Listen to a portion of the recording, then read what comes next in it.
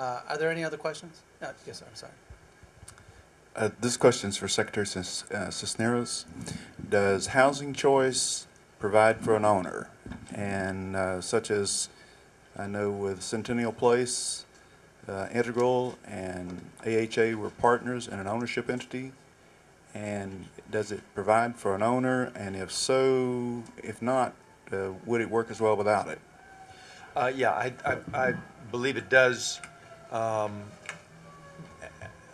Obviously, I'm not in Washington these days. I'm not following on a day-to-day basis, but I think they've picked up the things that worked in Hope 6, and you know, when we chronicled it for the purpose of this book, and looked at the things that came out of it, they were a lot of knowledge about physical design, what not to do. I've sort of spent enough time on that tonight. A lot of knowledge about the integration of human services, on-site as well as for persons with vouchers, the things that we've talked about tonight. A lot of knowledge about education and its critical role. It is absolutely certain what Dr. Johnson said, that to the degree we have segregated living conditions by income, we have segregated educational conditions in America. And we're not going to be able to solve one conundrum without addressing the other. We learned a lot about public housing organization. Public housing authorities have had to restructure themselves because they're now serious real estate entities with sites that have to meet private standards of investment and so forth. And so they've gone from being kind of centralized bureaucracies to managers of sites in very impressive ways across the country. That's a big change. We couldn't have envisioned that that would be the case. The very attractive hybrid ownership organizations, to go to your point, have emerged out of this. Very sophisticated people like Egbert here, Richard Barron, McCormick Barron across the country, Corcoran out of Boston. Those are some of the best, brightest financial architects in real estate in the country, and they got their brains on this. Couldn't have imagined that that would have come out of this, but it has. So a whole lot of very positive things, lessons, things to build on, have come out of this whole process. Rick, knowing that you're going to wind this down, and I just want to say very sincerely a couple of things. One, what an uplifting thing it is for me to come to Atlanta, see a group like this, listen to the panelists, see the video. I can't tell you what a heart lifting thing that is. Secondly, I want to reiterate sincerely what a special person Renee Glover is. She has made a sacrifice that, look, I get all over this country as HUD Secretary. I went to 200 different cities. I don't know another corporate lawyer who is running a housing authority in America. That just doesn't happen. Somebody makes a personal career sacrifice, income, prestige decision, right? Sacrificing the traditional perks that come with being a corporate lawyer in a big city to do a job like this. She deserves all of the appreciation you can possibly offer and muster. And finally, I just say, go Atlanta. I want you to know what I said earlier I meant. This citywide strategy is the only one I know of in the country, and it's appropriate that it would be in Atlanta, Georgia. Congratulations. Norman? Henry, in no other location would I follow you. Okay, you would always have the last word, but I've got to do this. You talked about Renee, and I didn't know Renee before this process started 15 years ago.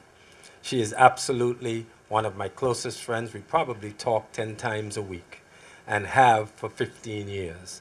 And I will tell you, we have developed, I think, Vicky, probably 19 communities like Centennial across the country in about 50 transactions, meaning every phase of development is a transaction. So Centennial has 4 phases, that's 4 transactions. So about 50 transactions in 11 cities. And what Henry said is true. There is and I don't care if this is quoted and publicized across the country, there is absolutely not another Renee Glover anywhere on the planet that's surfaced yet. Okay? And I want to leave you all feeling a little bit guilty and challenged. And this is what I would say. If you think about it, every time you jump on an airplane, and this is Valerie's way of communicating mixed income housing. She said, if you think about sitting on an airplane and the person right next to you bought their ticket through Expedia, or they bought it 2 weeks ahead, you bought yours today because you were lazy, slow, not a good planner, whatever. You paid $600 and that person paid $300, but both of you expect exactly the same service when you're sitting on that plane, and nobody looks down the list and says, let me get all the people that paid $300 and less, and let me put them in the back and only give them water, and everybody else I'll give them water and nuts and so on. Actually, they really don't do any of that anymore. That's a bad example. I think they're treating us all like we are getting just water. But what we have done with public housing is an abomination. If you think about this a little bit further, there was a meeting somewhere that many of us missed. And in that meeting, somebody decided that a person who owned a home took a mortgage interest deduction on April 15th when they filed their taxes, and in effect got a subsidy from the federal government that is on average about 5 or 6 times the subsidy that a public housing resident gets. That somehow or another those people aren't told that they're living in public housing, and their housing shouldn't have air conditioning, can't have carpet, it should just have vinyl tile or concrete floors. And by the way, if you do anything wrong, you get kicked out of the unit. If you break the law, you get kicked out of the unit and you're on the street, you're no longer eligible for that subsidy. Well, if somehow or another that bias didn't exist, and every one of us who took a mortgage interest deduction and our child broke the law, and we therefore by the federal government was no longer eligible to take the mortgage interest deduction because our child broke the law, then we will have a little bit more class equality, and a lot more people will stop looking down their nose on low-income families.